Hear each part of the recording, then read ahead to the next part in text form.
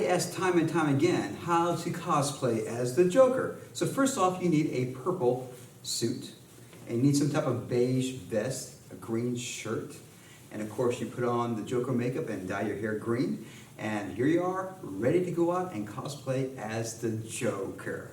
As always, rock and roll, of course, it does compute. If you like this type of content, please subscribe to my YouTube channel, because that would totally